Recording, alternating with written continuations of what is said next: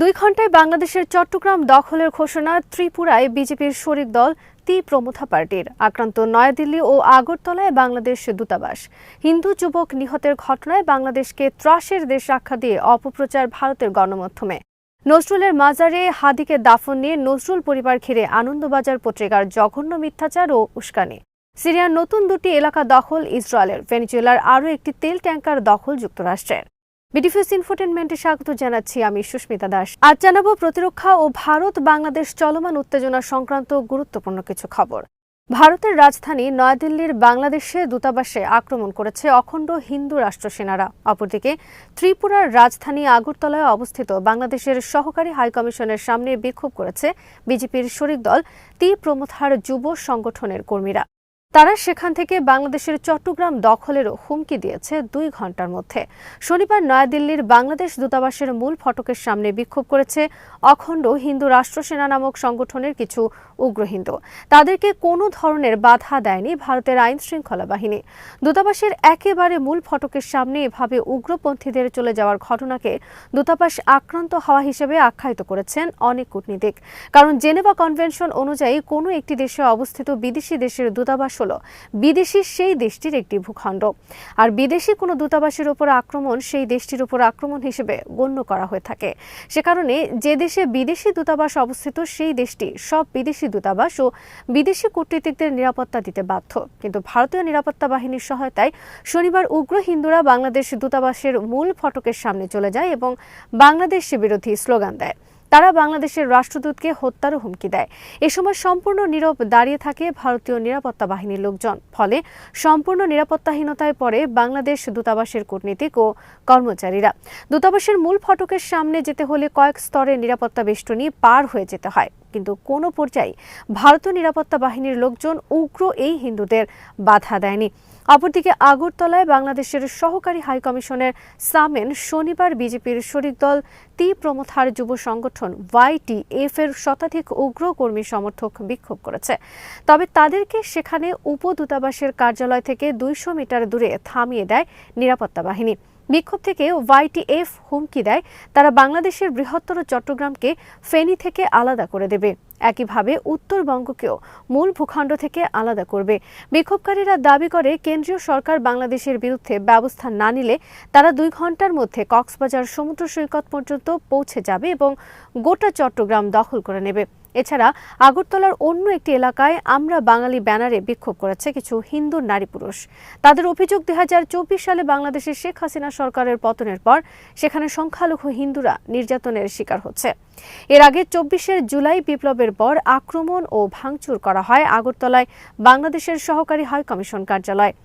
জুলাই বিপ্লবী হাদিকে হত্যার জন্য গত কয়েকদিন ধরে ভারতকে দায়ী করে ভারত বিরোধী বিভিন্ন স্লোগান দেওয়া হয় সারা দেশে বিভিন্ন বিক্ষোভ থেকে। এর প্রতিবাদে ভারতীয় বাংলাদেশ বিরোধী এসব বিক্ষোভের আয়োজন করা হয়। এ নিয়ে 2 দেশের মধ্যে চলছে পাল্টাপাল্টি উত্তেজনা। গত 18 ডিসেম্বর বাংলাদেশের ময়মনসিংহে একজন হিন্দু যুবককে পিটিয়ে হত্যার ঘটনাকে রোববার লিড নিউজ করেছে আনন্দবাজার। 18 ডিসেম্বর ময়মনসিংহে দীপু দাস নামে একজন হিন্দু যুবককে পিটিয়ে হত্যা করে তার লাশ গাছে ঝুলিয়ে আগুন ধরিয়ে দেয় আওয়ামী সন্ত্রাসীরা। এই ঘটনাকে ধর্ম অবমাননার অভিযোগে হিন্দু যুবককে পিটিয়ে হত্যা করেছে বাংলাদেশের উত্তেজিত মুসলমানরা বলে খবর প্রচার করে বাংলাদেশের এক শ্রেণীর ও ভারতের বিভিন্ন গণমাধ্যম। বিশেষ করে ভারতের বিভিন্ন গণমাধ্যমে এই ঘটনাকে বাংলাদেশে এভাবে বর্বর উপায়ে ইউনূস সরকারের অধীনে হিন্দুদের হত্যা করা হচ্ছে বলে উস্কানি সৃষ্টি করছে। তবে বাংলাদেশের একাধিক গণমাধ্যমের অনুসন্ধানী প্রতিবেদনে ইতোমধ্যে বের হয়ে আসছে ঘটনার প্রকৃত কারণ। এতে বলা হয়েছে বর্বর উপায়ে দীপু দাসকে হত্যার সাথে জড়িত গার্মেন্টস শিল্প প্রতিষ্ঠানের মালিক বাদশা মিয়া। সে আওয়ামী ঘনিষ্ঠ এবং পুলিশের সাবেক মহাপরিচালক বেনজির আহমেদ ও শহীদুল হকের ঘনিষ্ঠ বন্ধু।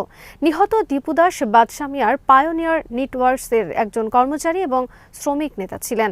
তিনি শ্রমিকদের অধিকারের পক্ষে আন্দোলনের নেতৃত্ব দিতেন। সে কারণে তিনি মালিক পক্ষের চক্ষুশূলে পরিণত হন।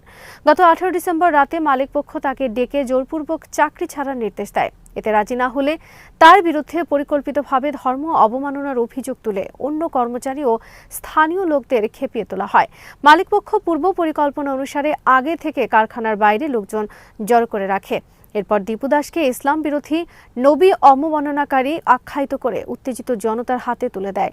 তারা তাকে ঘটনাস্থলে পিটিয়ে হত্যা করে। স্থানীয়রা জানিয়েছেন, গার্মেন্টস ব্যবসায়ী বাদশা মিয়া শেখ হাসিনার শাসনামলে প্রশাসনকে ম্যানেজ করে ভালুকার বনাঞ্চল দখল করে বিশাল শিল্প সাম্রাজ্য গড়ে তুলেছেন। দীপু দাসকে হত্যা করে মালিকপক্ষ এক ঢেলে দুই পাখি মারতে চেয়েছেন। একদিকে কারখানার নিরাপদ রাখা, অপরদিকে ঘটনাকে ধর্ম অবমাননার রূপ দিয়ে বাংলাদেশে অস্থিতিশীল পরিবেশ তৈরি করা। নিহত দীপু দাসের পরিবার জানিয়েছে, এটি ধর্ম অবমাননা নয়, বরং পূর্ব শত্রুতার জের ধরে পরিকল্পিতভাবে হত্যা করা হয়েছে দীপু দাসকে। এই ঘটনাকে এখন ভারতীয় উগ্র হিন্দুত্ববাদী তথাকথিত বিভিন্ন গণমাধ্যম ভিন্ন খাতে প্রচারের ষড়যন্ত্র করছে। মোদী সরকারকে উস্কানি দিচ্ছে বাংলাদেশের বিরুদ্ধে ব্যবস্থা নেওয়ার জন্য। ভারতের চরম উগ্রপন্থী আনন্দবাজার পত্রিকা জাতীয় কবি কাজী নজরুল ইসলামের মাজারে শরীফ ওসমান হাদিকে দাফন করা নিয়েও উস্কানি সৃষ্টি ও মিথ্যা খবর পরিবেশন করছে। আনন্দবাজার একটি খবরের শিরোনাম করেছে, নজরুলের সমাধি থাকবে তো। আনন্দবাজার লিখেছে, কবি নজরুলের পাশে বাংলাদেশের প্রথিতযশা অনেক ব্যক্তির কবর রয়েছে, সেখানে হাদিকে সমাহিত করা কতটা যৌক্তিক হয়েছে তা নিয়ে প্রশ্ন তুলেছেন অনেকে। হাদির সমাধি ঘিরে ভবিষ্যতে সংঘাত হতে পারে বলে লিখেছে আনন্দবাজার। আনন্দবাজার লিখেছে, কবি নজরুলের পাশে হাদিকে দাফন করায় তীব্র আপত্তি জানিয়েছে নজরুলের পরিবার। তারা হাদির মতো একজন উগ্রপন্থী যিনি আততায়ীর গুলিতে নিহত হয়েছেন তাকে নজরুলের পাশে দাফন করায় ক্ষোভ প্রকাশ করেছেন নজরুলের পরিবারের সদস্যরা। আনন্দবাজার বর্ধমানের চুরুলিয়া সোনালী কাজী ও স্বরূপ কাজী নামে দুইজনের উদ্ধৃতি ব্যবহার করেছে এক্ষেত্রে, কিন্তু তারা কাজী নজরুল ইসলামের কি হন তার কোনো কিছুই উল্লেখ করেনি আনন্দবাজার। বস্তুত তারা মূলত কেউই কাজী নজরুল ইসলামের পরিবারের কোনো সদস্যই নন, কারণ কাজী নজরুল ইসলামের বড় ছেলে কাজী সব্যসাচী, সব্যসাচীর 3 সন্তানের নাম হলো খিলখিল কাজী, মিষ্টি কাজী ও বাবুল কাজী। কবির দ্বিতীয় ও কনিষ্ঠ ছেলের নাম কাজী অনিরুদ্ধ। কাজী অনিরুদ্ধ 3 সন্তানের নাম কাজী অনির্বাণ, কাজী অরিন্দম ও কাজী অনিন্দিতা। কাজী নজরুল ইসলামের কোনো ছেলে বর্তমানে বেঁচে নেই, আর তার পরিবারের বা সরাসরি বংশের কোনো সদস্য বর্তমানে বর্ধমানের চুরুলিয়ায় নেই। অপরদিকে ভারতপন্থী ছায়ানটে ভাঙচুর নিয়ে রোববারও আনন্দবাজার মাতম করে রিপোর্ট প্রকাশ করেছে। রোববার বাংলাদেশ নিয়ে আনন্দবাজার পত্রিকার আরেকটি বিশেষ প্রতিবেদনের শিরোনাম হলো ত্রাসের দেশ। সিরিয়ার দক্ষিণে নতুন 2টি এলাকা দখলে নিয়েছে ইসরায়েল। শনিবার নতুন এই 2টি এলাকা দখলে নিয়ে সেখানে সেনা ক্যাম্প ও চেকপোস্ট স্থাপন করেছে সিরিয়ান আর্মি। সিরিয়ার দক্ষিণে কুনেত্রা অঞ্চলে আইন জিবান এবং আল আজরফ এলাকা দুটি সিরিয়া দখল করল। এর আগে 2024 সালের 8 ডিসেম্বর বাশার আল আসাদ সরকারের পতনের পর সিরিয়া গোলান মালভূমির কাছে সিরিয়ার হারমন পর্বত এলাকা দখল করে নেয়।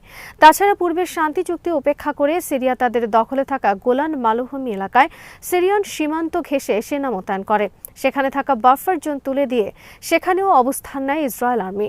ইসরায়েলের এই আগ্রাসন মোকাবেলার কোনো সামরিক শক্তি নেই বর্তমানে সিরিয়ার নতুন সরকারের। আল জাজিরার খবরে বলা হয়েছে, সিরিয়ায় বাশার আল আসাদ সরকারের পতনের পর থেকে প্রায় প্রতিদিনই সিরিয়ার কোনো না কোনো এলাকা দখল করছে ইসরায়েল আর্মি।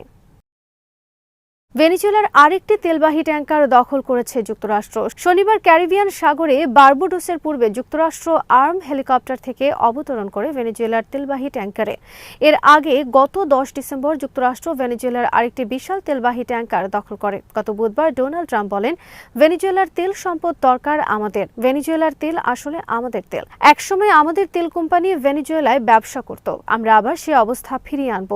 ভেনেজুয়েলায় বর্তমানে বিশ্বের সবচেয়ে বেশি জ্বালানি তেল মজুত রয়েছে, আর সে তেলের উপর নিয়ন্ত্রণ প্রতিষ্ঠায় ভেনেজুয়েলার সামরিক আগ্রাসনের হুমকি দিয়েছেন ডোনাল্ড ট্রাম্প। আজ এখানেই শেষ করছি। সমরাস্ত্র, প্রতিরক্ষা ও কূটনীতির নানা তথ্য জানতে চোখ রাখুন বিডিভিউজ ইনফোটেইনমেন্টে। চ্যানেলটি ভালো লাগলে সাবস্ক্রাইব করুন, সংযুক্ত থাকুন আমাদের ফেসবুক পেজে।